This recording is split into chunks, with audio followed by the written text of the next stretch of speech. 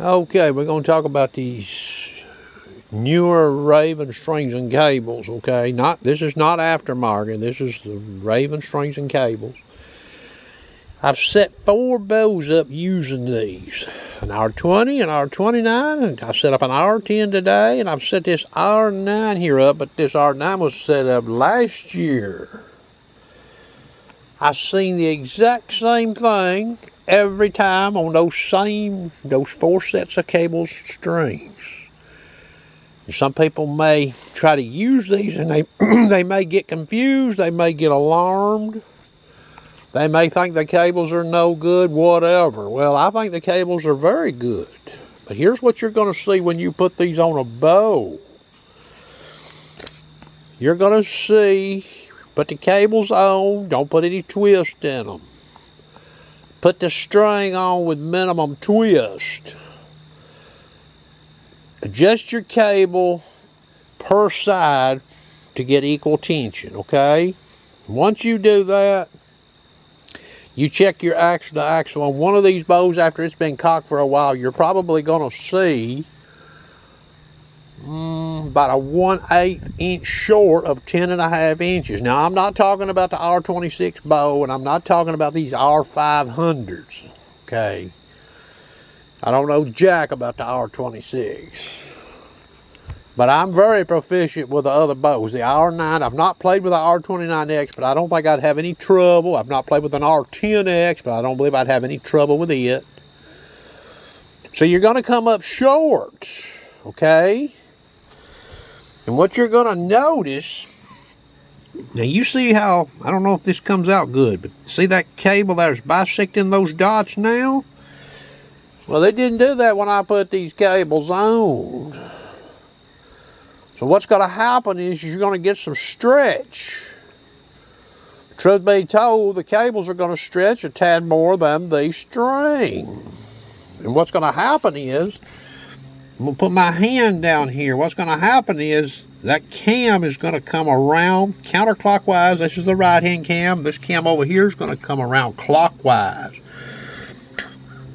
You shoot that bow a few times and hunt with it a few times, you'll see that cable drop into that gap between them dots. Check your ATA. Then I think you'll find out you're laying mighty close to 10.5 inches, and that's perfect. Now this is just my opinion. I'm not no engineer, okay? Maybe I should have been. One of the problems with these bows, and I think Ravin went the right way with these cables, this section of cable on these bows is so short. Well, twisting those strands on that cable is probably not the smartest thing. Truth be told, that cable maintains more strength the less twisted it is. So when you put these cables on a bow and it comes up a little short on the ATA and allow for some stretch with some use, that's better in the long run. If you got to keep twisting these cables up and you put 2 twists in these cables, that cable, truth be told, becomes weaker because it's such a short span, unlike the string. Now, what I recommend you do when you put these on, cock your bow for a while. Like I said, you're going to come up about an 1/8 short inch-wise on your ATA. That will start decreasing with some time, okay? Some hunting time, and even with the bow static, with a string on it. Because there is pressure on this outfit right now. This is a measly R9 with weak limbs compared to the other bows.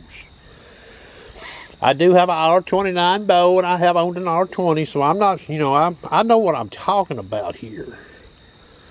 So what you do is your bow's going to be a little hot probably when you zero it in. Well, go ahead and zero your bow in. Okay? Keep an eye out right in here like I said. When you'll start seeing that move. If you see that starting to move and you want to check your bow at distance, it's say 50 or 40 yards on a zero, go ahead and do it. Readjust your scope.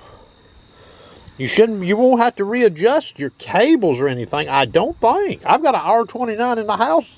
If I bring it out here and show it to you right now, it is dead nuts on. And the cables were put on a little over a year ago, 13 months ago. Same with these cables. Okay, now, these cables, these newer Ravin strings and cables, you know, they're not a lifetime, you know, use item. You still need to change them. But you're going to see your ATA grow on your bow. Well, the original Ravin strings and cables, you put them on a bow, and you'd set them up exactly on 10.5, and before you know it, you'd be twisting them up again, and even the cables. Well, these cables here don't have, they have, the only twist in these cables was either to get the tension right, which usually the cables I put on today required no twist. No twist. To get cable tension equal, I did put a half a twist in his left cam cables because of one of his limbs is a teeny bit mismatched, but that's not uncommon, okay? So I just thought I would share. So his bow, if we could see his bow, he's gone now. He left earlier today. His bow is sitting back on the back dot. If you look down in there, his cables are on the back dot, and his ATA is about an 1/8 short. I told him to watch it. I'll talk to him maybe in a week or two. He's going to hunt with that bow, and it should start moving, okay? With a little hunting and some shots through it, it'll start moving. It'll probably get to a point where then it will become more or less, you know, static, where it won't move so much, you know, but eventually, you know, they'll probably get out of whack. So you're probably, truth be told, now, I'm not going to tell you to do this, but my personal opinion, you're going to be an 1/8 short probably when you start off after you get these cables on your ATA. So you're going to move an 1/8, you're going to advance an 1/8 with some stretch.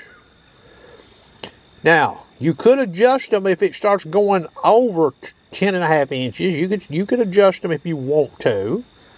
Okay. If they go another 1/8, it's probably time to change them. Okay. So you're probably, truth be told, you're allowed about a 1/4 ATA shift. Then it's probably a smart move to change the cables and string. Now, that's just my opinion. You boys do what you want, you know, but you don't want to get hurt with one of these bows. And you don't want to have a bad hunt or bad luck. Anyway, I hope people find this helpful.